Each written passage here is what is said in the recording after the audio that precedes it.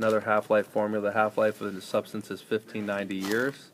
How much is left of a 100 milligram sample after 100 years? So the first thing we need to do, here's our half-life formula. It's just a radioactive decay formula. And we're going to use this fact right here. We're going to use that fact to find out what K is. And then we'll plug this back in for A sub 0. And we'll plug that in for T. So this is a function, A is a function of T. And our points are A sub 0 and T, but we need to find out what K is so we can solve for that. So this is that's what we're trying to do. Alright, so let's do this. The half-life means that 1/2 of the original amount is going to be left. In other words, that'll be your amount. Here was my original amount. 1/2 of that is going to be left over after 1590 years. So when the time is 1590, the amount will be 1/2 of the original amount. Now what happens to the A sub 0s? I can cancel them. So I get 1/2 equals e to the 1590k. So do you do that every time? That's how you do it every time. And so I can find out what k is by taking the natural log of both sides. There's actually a formula if you want to write down this formula. We're going to derive the formula in just a second. But a lot of times they don't write the formula, they kind of let you just do it. They'll make you do it every time. So the formula would be k is always going to be equal to the natural log of 1/2 divided by the number of years. That's what k is always going to be equal to for a half-life problem. If no one's claimed it yet, I'm going to claim that as Dwyer's formula. But I'm pretty sure someone claimed it. A equals A sub 0 e to the natural log of 1/2 all over the number of years in half-life times t. Okay. Oh.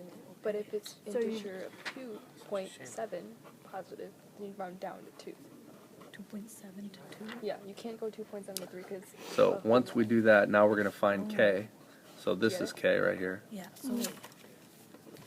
And now when I plug that back in, now to answer the question says how much would be left of 100 milligrams substance. So I need to take my amount is what I'm looking for. A is what I'm looking for. My original amount is 100 milligrams. K is, well, K is whatever K is right here. I would just store that in your calculator. Times, and T is 100 years. The one thing I'll warn you about is make sure that your units are the same. If they said 1590 years, and they're saying years here, then that works fine. But if they said like 1.5 billion years, make sure that you write that 1.5 billion out as 150000000, however many zeros. Okay. Otherwise, your answer is going to be wrong, and that's one of the wrinkles that you'll see a lot of times on these half-life problems. So now when I solve, now to simplify, this is actually an easier problem to solve where you just punch it in carefully into your calculator. Punch that carefully into your calculator with k right there. That's your k, and you'll get A equals, what do we get, ladies? 95.7. Yeah. 95.7.